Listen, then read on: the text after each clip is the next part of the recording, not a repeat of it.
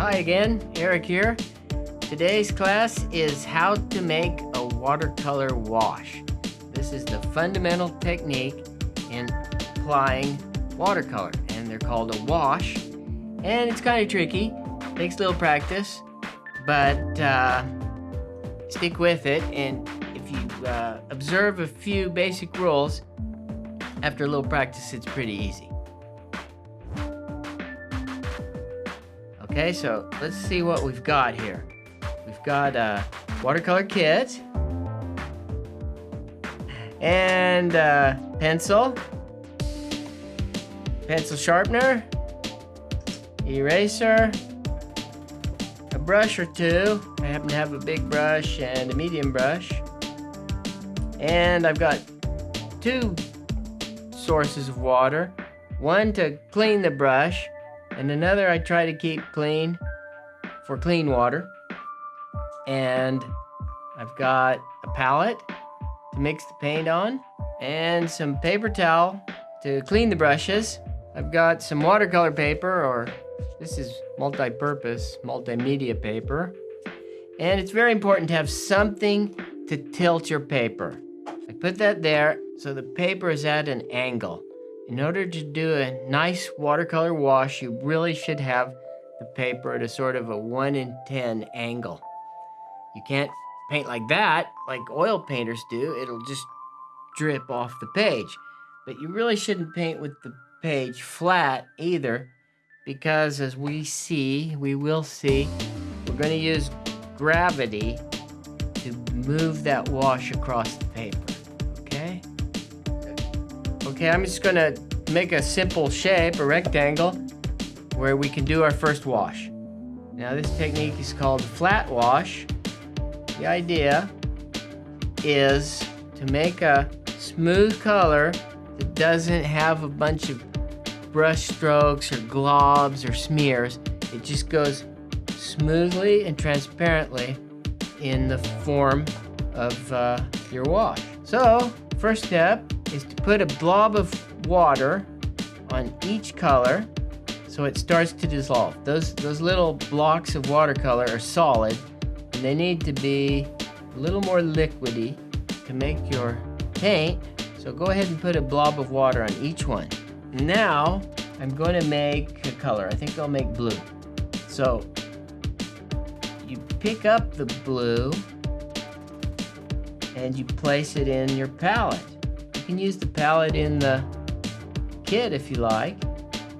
Right here. I'm going to use a bigger palette. I'm going to make a combination of cerulean and ultramarine.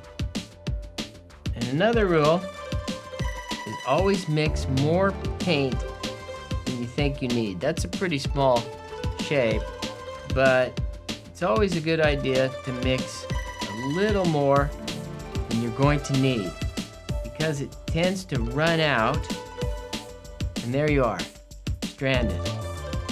Paint runs out, it starts to dry, you, in a state of panic, try to paint, draw more, and try to make more paint. And when you finally get more mixed, it may not match, and the color you've already applied has started to dry.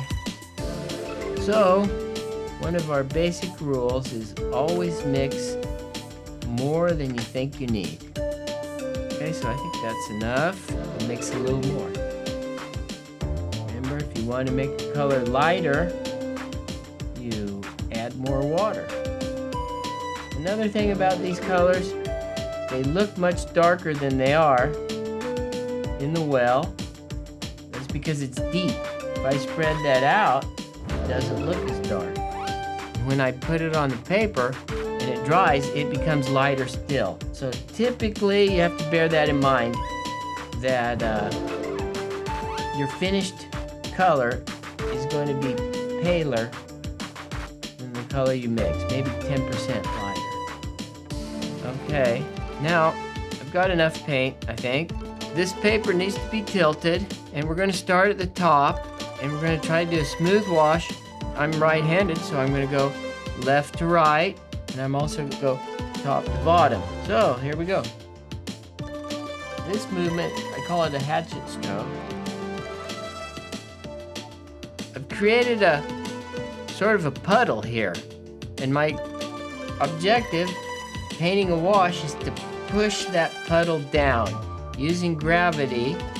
The gravity makes the puddle go down, and I want that puddle to continue going down. I have to go fast now, because if I sit here and talk, it's going to dry while I'm painting, and it needs to be really fresh. So I'm going to reload the brush a little bit and push the paint down. Okay, now it's down there.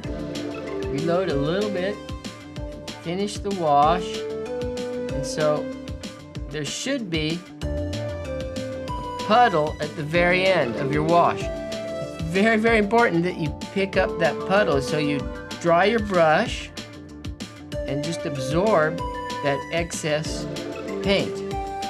Try not to go back and fiddle with the wash. Resist the temptation of going back and painting on the wash.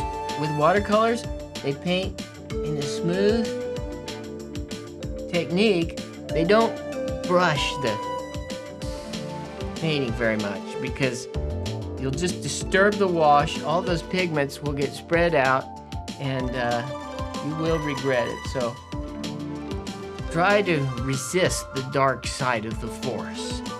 Resist going back and messing with the wash.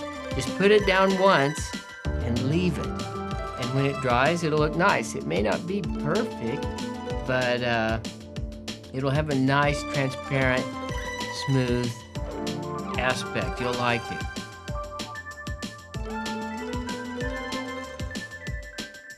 Okay, let's make another wash, different shape.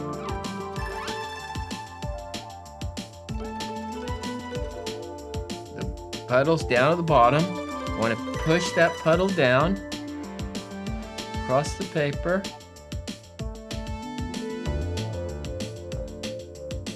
Once again, at the very end, pick up the excess and just leave it. Okay? Let's try a different shape. Funny shape. Okay? Let's make red. Okay. Same thing. Start at the top. Reload. You gotta go fast. You have to keep the paint fresh and wet, because if it starts to dry while you're painting the wash, the wet paint tends to bleed back into the dry paint, or the semi-dry paint, in what we call a spider web. And you don't want that. Sometimes it looks cool and you get a nice effect, which is fine if you're lucky, or that's what you want. But often you can ruin a wash by not painting fast enough. Really, just paint fast, put the wash down once and leave it. Just let it be. It'll be fine. Another rule to watercolor washes is never touch one wash with another wash if the first wash isn't dry. If it's not dry, when you paint another wash next door to it, if that first wash is still wet, the second wash touches it, it's just going to bleed into the first wash. So you have to make sure it's dry. It takes a little time.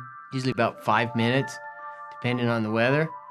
And if you're really in a hurry, or if you're impatient, you can use a hairdryer and you can dry the washes as you go. If you happen to be outdoors, you could set it in the sun. I recommend not doing washes in the direct sun. They're hard to control that way. They dry while you're painting. But you can just wait, and if you look at the wash like this, you hold it up and look at it at an angle, you can see if it's shiny. And if it's shiny, it's still wet. And if it's flat, then it's dry. Okay, the next thing we're going to try is called overlapping washes. And this is a very nice, useful technique in watercolors, because you've got one color and can put another color overlapping the first wash, and what you get, since the watercolor paint is transparent, is a combination of those two colors.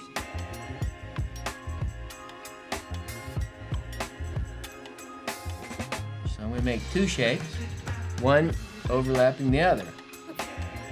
Okay, now I'm going to take blue and overlap the yellow, and where they meet should look green. Okay, pick up the blob. Okay, that came out pretty terrible.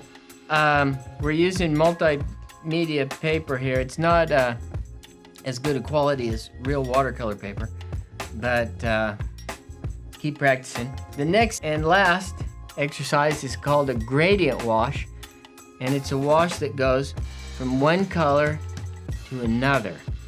Okay, so I think I'll make a rectangle, and we're going to make one color fade into another color, and it's kind of tricky, a little bit of luck involved. We'll see how this one comes out.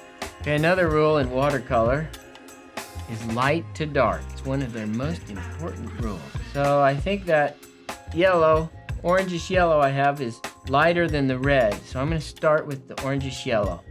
And I'm going to go top to bottom.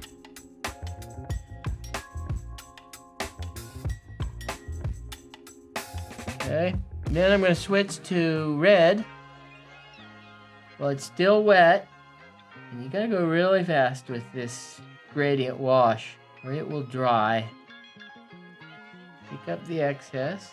Try to resist the temptation to fiddle with the wash. Don't want to do that. Okay, now while it's still wet, I'm going to take the yellow and try to blend it into the red.